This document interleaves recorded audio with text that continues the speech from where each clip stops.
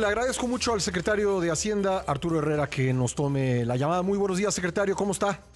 Muy buenos días, Pascal, muy contento. Gracias por estar con nosotros. Bueno, pues esta semana se presentó el paquete económico, lo hizo usted en el Palacio Legislativo de San Lázaro y han surgido pues muchos puntos dentro de la discusión pública sobre la ley de ingresos, sobre el presupuesto de egresos. Quisiera comenzar por preguntarle si pues en algún momento de la construcción de este paquete, y yo sé que esto se lleva varios meses, pues se llegó a contemplar la posibilidad o la necesidad de adoptar las llamadas medidas contracíclicas. Y se lo pregunto porque hay analistas que pues han calificado como limitado el esfuerzo fiscal del país y han puesto en duda si esto pues nos llevará a una recuperación más prolongada, digamos, han planteado ese escenario. ¿Qué nos podría decir? Mira, primero dos clarificaciones. Las políticas contracíclicas son cuando hay un problema de carácter cíclico. Eso quiere decir típicamente, por ejemplo, que cuando está creciendo una economía por arriba de su tendencia, se suelen generar ahorros y cuando la economía crece por abajo de su tendencia, esos ahorros se utilizan para estimular la economía. Esta no es una crisis de carácter cíclico, esto es una crisis porque hubo una contención social asociada al virus y tiene en ese sentido limitaciones. Por ejemplo, si en abril o en mayo hubiéramos implementado alguna política contracíclica, de todas formas la gente no podía ir a los restaurantes porque los restaurantes estaban cerrados. Entonces, primero, la crisis tiene características que la hacen distintas a otras, lo cual no quiere decir que en sí que pueda haber algún tipo de estímulos a la economía, por ejemplo, en particular en la infraestructura, donde se hace fundamentalmente a cielo abierto, que puedan tener un efecto. Ese es el primer punto. El segundo es que las políticas contracíclicas, cuando no están prefondeadas, se hacen como fue lo que está pasando en Estados Unidos, en Canadá, en el Reino Unido, en Alemania, aumentando el endeudamiento. Todos esos países tienen dos características, Pascal. Uno, la totalidad de su deuda está en su propia moneda, en libras en el caso del Reino Unido, en dólares en el caso de Estados Unidos. Así que los movimientos que ha habido en el tipo de cambio no impactan su deuda. Ese no es el caso de las economías como la mexicana. Nosotros tenemos el 25% de nuestra deuda en divisas diferentes del peso y el impacto que hubo cuando se movió el peso de 18.5, estoy checando ahorita, está en 21.25, pues son más o menos como de un poco más de 550,000 millones de pesos de endeudamiento adicional. Entonces, parte de los márgenes de maniobra que pudo haber habido, ya nos los acabamos. Tercer punto, las políticas contracíclicas se hacen tanto por el lado del gasto como por el lado del ingreso. México tuvo tradicionalmente políticas procíclicas, las opuestas. Por ejemplo, es muy conocido, en 1995, en medio de las crisis, se aumentó el IVA, lo recordarás.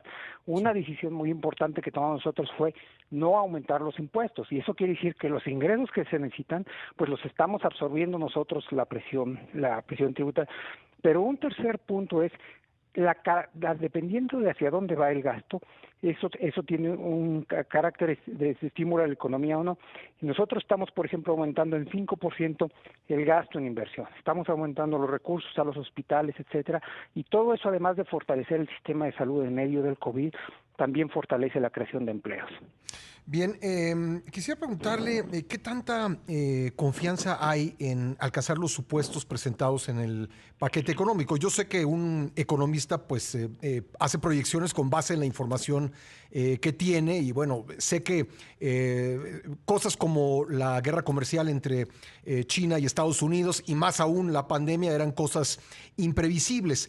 Pero en ese sentido, y sobre todo, secretario, ante la posibilidad de que la vacuna contra el coronavirus no llegue tan pronto como lo estábamos esperando, ¿qué tanta confianza hay en llegar a estos supuestos y qué plan hay en caso de no hacerlo?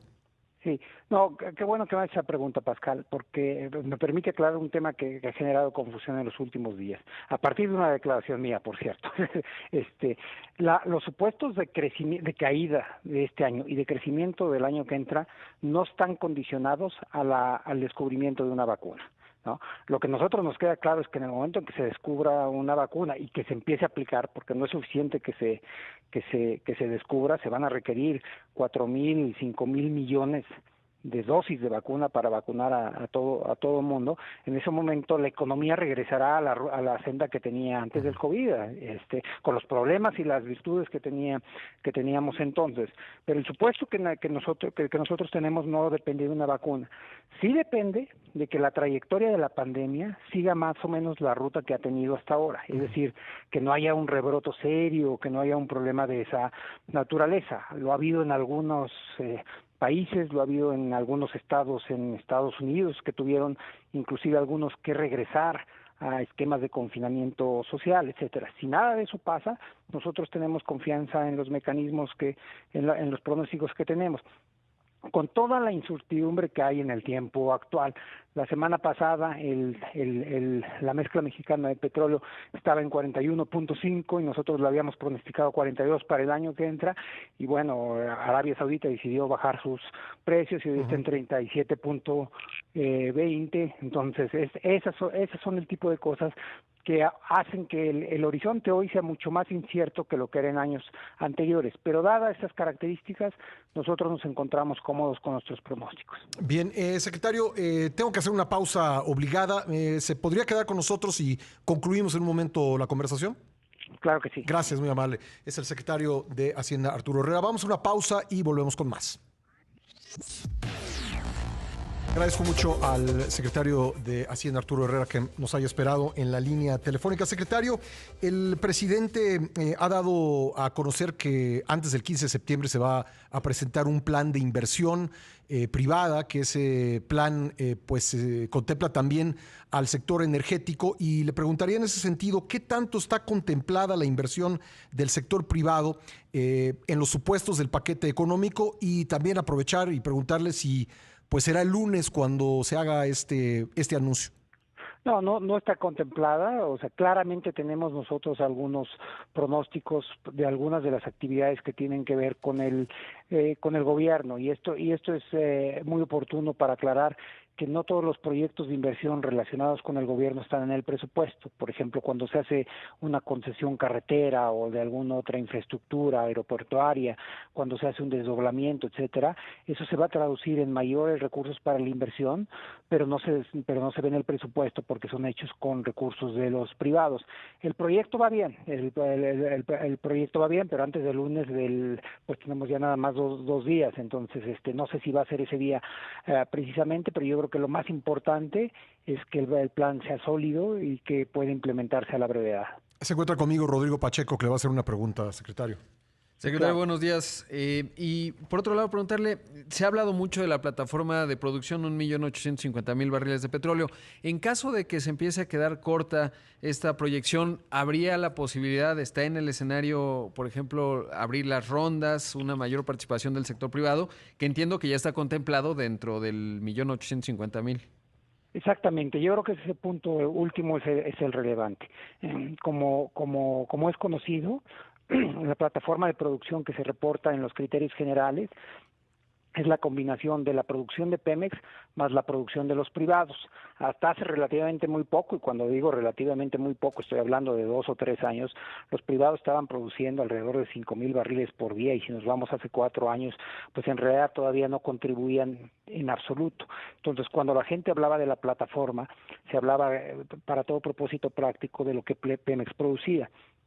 Para este año van a cerrar más o menos produciendo alrededor de 30,000 barriles por día, y para el año que entra va a estar en 60,000 barriles por día. Así es que me parece que es sobre todo esa parte, el incremento está explicado por el incremento que viene en la parte de los productores privados. Secretario, ¿hay margen, en caso de no cumplirse supuestos de ingreso, hay margen para mayores recortes, o tendríamos que decir que ya estamos en el hueso y tendríamos que buscar otras vías pues para llenar los huecos que quedaran? Y me refiero específicamente a la contratación de deuda. Bueno, primero, la contratación de deuda va en la propia ley de ingresos, va en el artículo 2 de la ley de ingresos, y es que la contratación de deuda no es algo que queda a libre albedrío del gobierno federal. El monto es específicamente fijado por la Cámara de Diputados y la Cámara de Senadores. Los márgenes, como te imaginarás, en una crisis económica como la que vivimos y con las necesidades que hay de inversión, sobre todo en el sector salud frente a la crisis del COVID, son muy estrechos. A mí me parece, de las pocas conversaciones que he tenido en los últimos días con los legisladores, que ellos están muy conscientes de esto. Pero finalmente, efectivamente, el presupuesto es eso. Esa palabra en español siempre me parece que refleja mucho mejor que en otras lenguas lo que es un presupuesto. O sea, se hace una distribución del gasto asumiendo que hay ciertas cosas que se van a cumplir. Si algo pasa en un sentido o en otro, bueno, nosotros tendremos la obligación de actuar de manera oportuna, pero no es algo que estemos ahorita previendo, pero claramente es algo que tenemos que tener en el radar permanentemente. Pero digamos que todavía habría margen con todo lo difícil que esto supone. Bueno, depende cómo definas los márgenes, ¿no? O sea, si hay que cancelar algo hay que cancelar, pero claramente tiene que haber una prioridad. No sería el gasto en salud, no sería el gasto en educación, no sería el gasto para las universidades públicas. Bueno, oiga, y por otro lado, preguntarle por la polémica que se dio de hace un par de días respecto de si los inspectores fiscales, déjenme llamarlos así, aunque no sea preciso, puedan apoyar con material gráfico, con fotografías, las investigaciones respecto a si los contribuyentes están aportando todo lo que deben. Usted hizo algunas aclaraciones en Twitter el día de ayer, pero bueno, aprovechando que está con nosotros, cuénteme un poco cómo están las cosas, qué es lo que realmente está previsto para que la gente lo conozca con puntualidad.